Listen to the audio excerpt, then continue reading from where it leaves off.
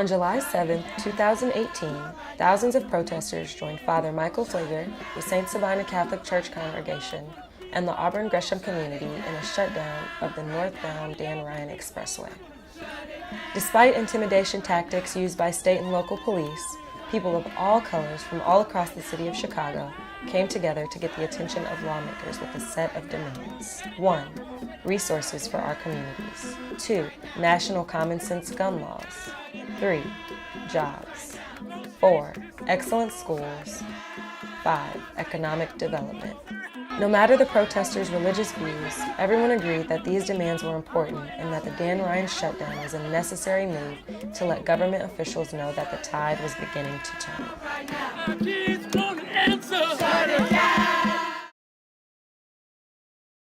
The Auburn Gresham community on Chicago's South Side stretches just under 4 square miles between 75th Street and 91st Street. Once home to a predominantly Irish Catholic population, today the area is over 98% Black.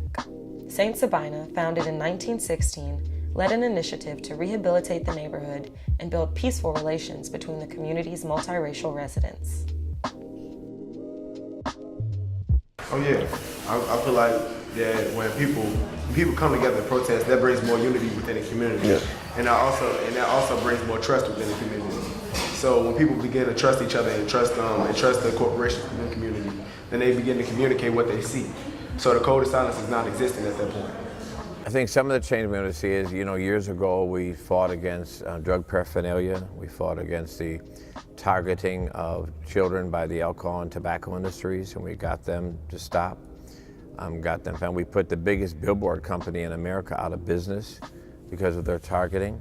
We closed 12 stores that were disrespectful to the community. We put them out of business. We brought in a Walgreens, brought in a skating rink and a bowling alley at 76 and Racing. We built 26 homes. We brought in BJ's Market. We're actually part owners of BJ's Market. Violence from back 10 years ago has dropped 86%. I think that this generation behind us has to purchase the community. And what I mean by purchase the community is the properties that are no one is living in, the multi-unit buildings that are empty.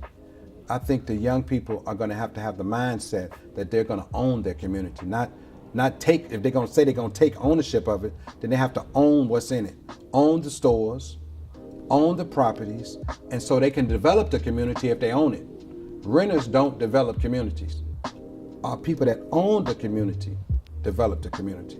And so when we look around and we see abandoned houses and we see so many multi-unit dwellings, so we need to learn how to use our resources wisely, invest our resources wisely. What's the difference between financial resources versus human resources?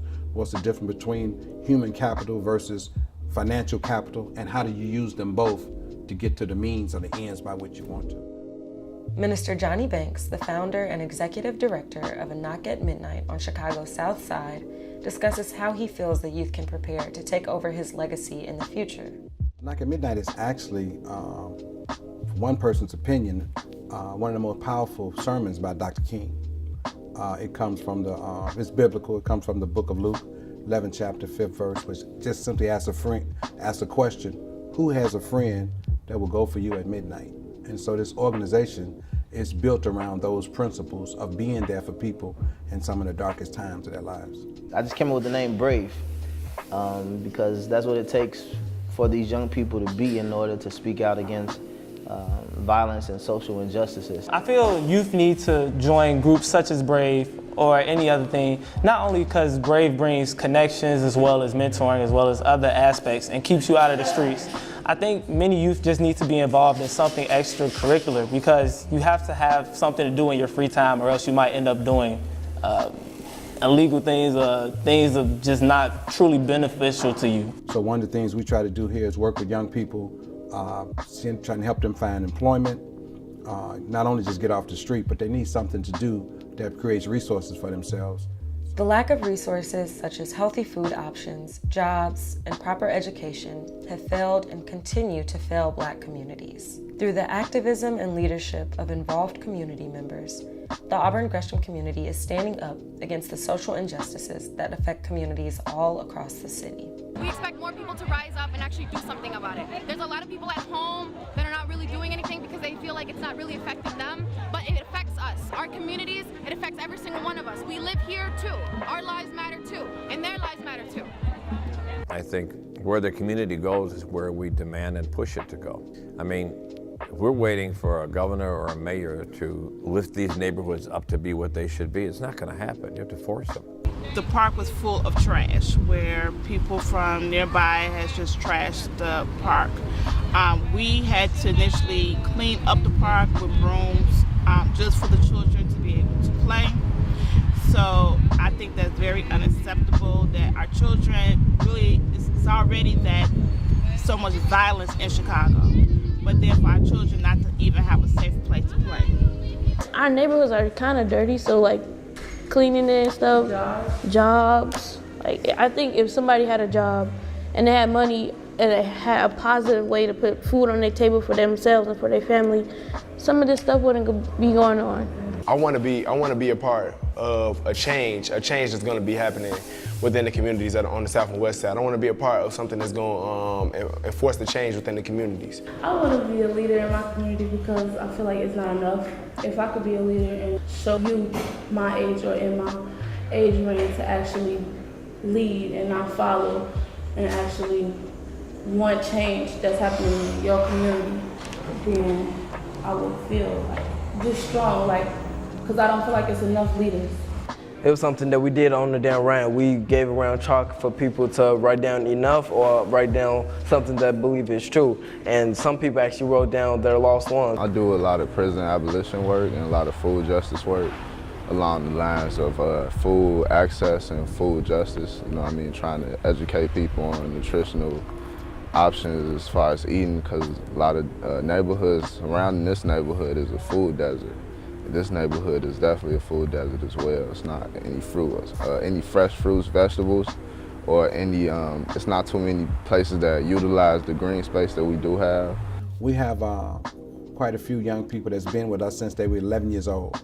They're now, some are in high school, some are in college, and they still coming, they still are developing themselves, but they're using some of the principles and some of the information that they learn here to make some good decisions about their lives in terms of staying away from drugs, not becoming mothers or fathers too soon, re-engaging with their families, because we find that many young people are having major issues with their families, and so they disconnect from them.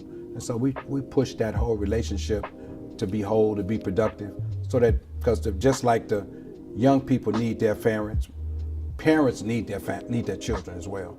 So we try to instill those principles, and all of it using a spiritual kind of undertone to get people to kind of try to live their lives right. We have some young people that's been here for years, and they know all of the nuances of what we're doing, why we are doing it, and they are now ready as soon as we move over to actually start to call all of the shots and make the decisions about what we should be doing and how it should be done.